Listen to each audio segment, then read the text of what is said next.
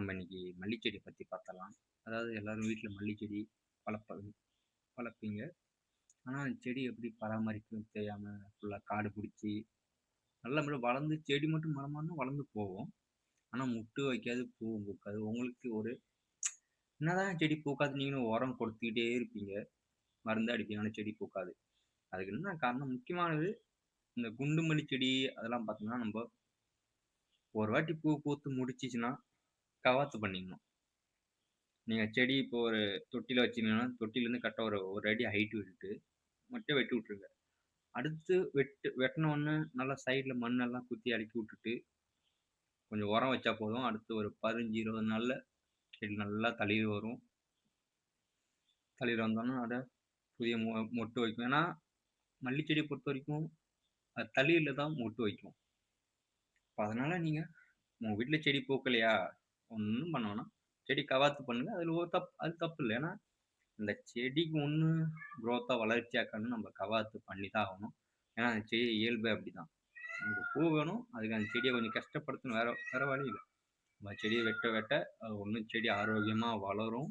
நமக்கு அதுக்கேத்த மாரி மொட்டு, பூவெல்லாம் குடுக்கும்.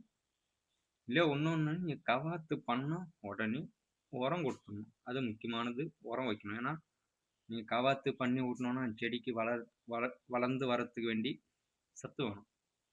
அப்ப நீங்க உரம் வைக்கும்போது, செடி நல்லா ஆரோக்கியமா, ஹெல்த்தியா வளரும்.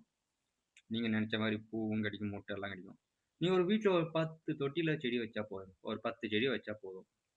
நீங்க கடைக்கு போய் பூ வாங்கணும் அவசியமே இல்ல. ஏன்னா வீட்ல 10 செடி இருக்குதுல்ல. நான் சொல்றேன், கவாத்து பண்ணி உரம் வச்சீங்கன்னா, கரெக்ட்டா மாசம் ஆனா 1 மாசத்துக்குள்ள மொட்டு வச்சு பூ பூக்கும். நீங்க பறிக்கலாம். பூ கட்டி தலையில வைக்கலாம். இல்ல பூஜைக்கு, சாமிக்கும் போடலாம். அதான் மல்லிப்பூ, கவாத்து கண்டிப்பா நீங்க பண்ணியே ஆகணும். அது பண்ணானா உங்க செடிக்கு ரிசல்ட் நல்லா கிடைக்கும். நல்லா குரோத் இருக்கும் செடிக்கு. புரியுதா? இப்போ இன்னைக்கு பார்த்தோன்னா, வீட்ல மொத்தம் 10 தொட்டியில செடி இருந்தது. அது எல்லாம் இன்னைக்கு எடுத்து ஃபுல்லா கவாத்து பண்ணியாச்சு. கவாத்து பண்ணிட்டு, சைடுல மண்லாம் பார்த்தா அப்படியே இறுகிட்டு இருக்கும். அப்ப அந்த மண்ணெல்லாம் வேரெல்லாம் குத்தி கிளறி விடணும். ஏன்னா, இந்த மல்லி செடி பொறுத்தவரைக்கும் நூல் நூலா வேர் போகும். அப்ப அந்த வேர்லாம் உடையணும். நம்ம சைடுல இளக்கும்போது, அது பழைய வேர்லாம் உடைஞ்சு உடைஞ்சு மேல வரும். இனி புதிய வேரு இறங்கிட்டு நல்லா தளிர் வரும். செடி நல்லா ஆரோக்கியமா வளரும். அதுக்கு தான் நம்ப கவாத்து பண்ண உடனே செடியோட சைடு மண்ணெல்லாம் கிளறி விட்டு உரம் வைக்கணும். நாங்க வச்ச உரம் பார்த்தோன்னா, இங்க கேரளால அது 18, 18 சொல்லுவாங்க. சிவப்பு கலர்ல இருக்கும். நல்லா அருமையான பூச்செடிலாம் போட வேண்டிய உரம் தான் அது. நாங்க எல்லாம் பூச்செடிக்கும் அதான் போடுறோம் இங்க, இந்த வீட்ல. அத நீங்க கவாத்து பண்ணி விட விட விட செடிக்கு நல்ல ஒரு வளர்ச்சி இருக்கும். அதாவது உங்களுக்கு எந்த ஷேப்ல வேணா நிப்பாட்டிக்கலாம் வெட்டி. புரியுதுங்களா? ஒரு தொட்டினா தொட்டிக்கு தெரியாம அளவுக்கு ஃபுல்லா அப்படியே வெட்டி வெட்டி வெட்டி வெட்டி நீங்க ரவுண்டா ஆக்கிக்கலாம். அதுக்கு கூட டைம் எடுக்கும். 1 வருஷத்துக்கு ஆகும்.